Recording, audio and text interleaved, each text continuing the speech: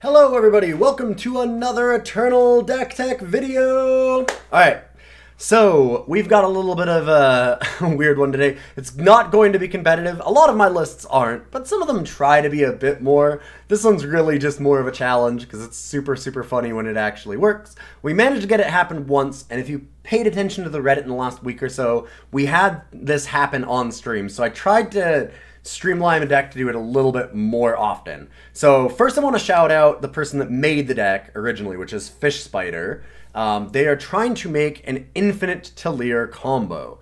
So big shout out to all the subs and patrons who always send me in all these wild decks and just the fun that they have with them, because man, this one's a doozy. Alright, so in here we have infinite Talir. Behold. The idea of the deck is that you want to get to 40 power. Yes, 40.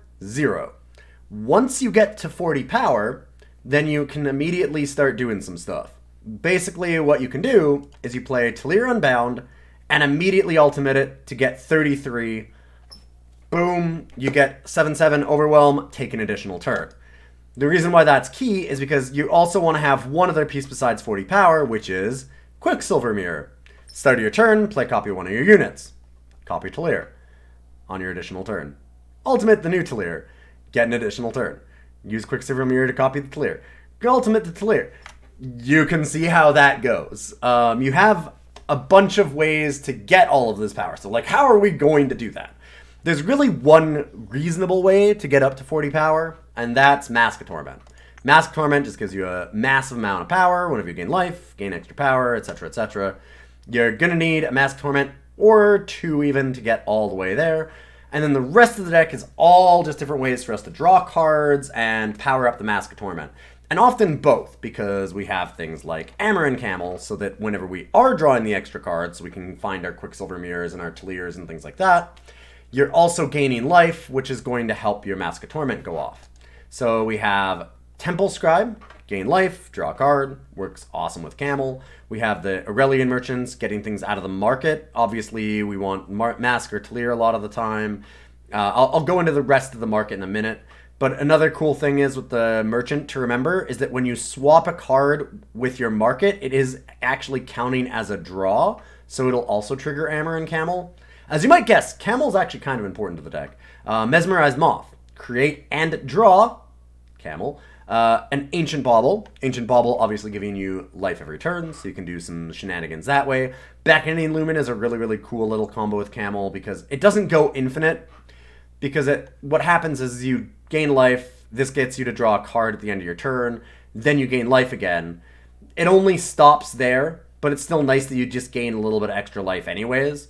It does highlight this again as if it's going to draw you an extra card, but it's at the end of your turn already, so it'll just pass to your next opponent, and you're not going to be able to do that.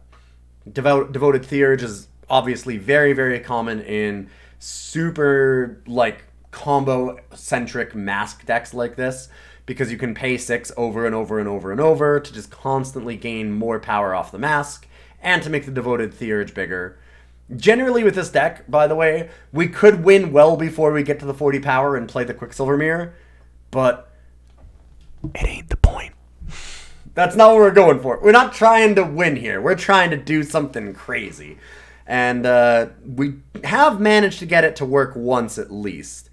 Some of the changes that I made from Fish Spider's deck, if you have seen that deck, you might notice right away. I took out Equivocates and put in Display of Knowledge. Display of Knowledge just being another way to get rid of enemy units, because whenever they attack, you can put them on the bottom. But it also lets you draw a relic from your deck, which can be pretty important to get Mask of Torment or Quicksilver Mirror later on, that kind of thing. I put in Devours as well. I just wanted, instead of Sadistic Ritualist, I put one in the market. I still kept that one.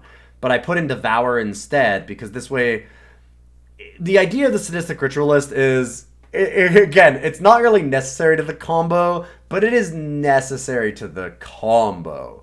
Because eventually, once you have so many Talirs, you fill up your entire board, and you can't make any more off of Quicksilver Mirror.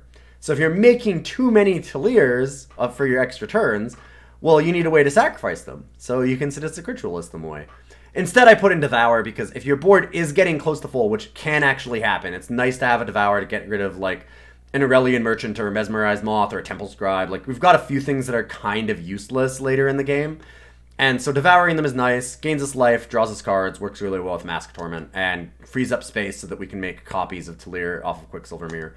Because it is bad if you play Talir and you have Quicksilver Mirror and your board is full, so you can't actually make a copy afterwards. So that's something that you do need to keep in mind. So it's nice to have a little bit of sacrifice. And so we've got the Devours instead, and of course, like I said, just the one Sadistic Ritualist in the market if we absolutely have to go there. We have the Display of Knowledge, and we've got Wisdom of Elders to draw some extra cards there as well. Then we have a regular kind of power base. We've got 27 power cards, so not too many, but a little bit extra because this deck does want a lot of power. It needs to hit 3 and 4 for Mask of Torment. At that point, it doesn't really need to draw a lot of power afterwards, but the idea that you need some extra power early on is still pretty good. And we're going to be drawing a lot of extra cards, so having enough power to play all the things that we're drawing is a pretty good idea. We have 4 Amber Waystones because obviously gaining life is very important with our Mask of Torment. Got a couple of Crests here and there. I tried not to put too many in because we don't want a lot of depleted power, so I only put in a few here and there. We're drawing a lot of cards, so I don't know how much the Scout really matters as much. I mean, it's still big, but I'd rather have a lot of undepleted power too if possible. Our deck is already quite slow. Making it slower by having a lot of depleted power gets a bit scary. And then last but not least, we have the little bit of the market stuff. We have Sustaining Harp, which is very, very cool. So you gain 2 life, and then you amplify for 2, and you gain an additional 2 life.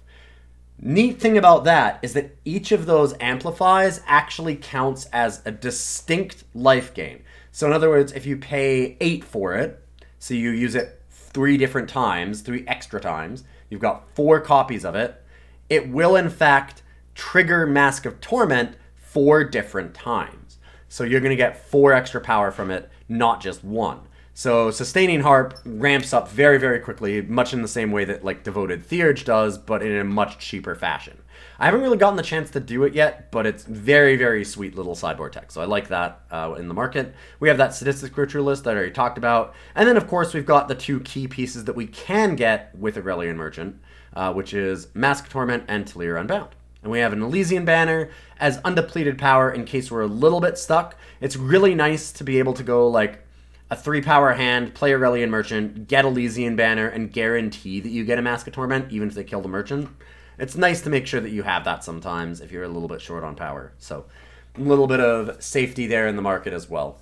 You could certainly change the banner if you really, really hate banners in the market. I tend to like them. I think that it's really nice because there's a lot of times where you'll end up getting a little bit stuck on power, and having a little bit of extra power in the market is just a nice guarantee that you don't have a lot of power problems.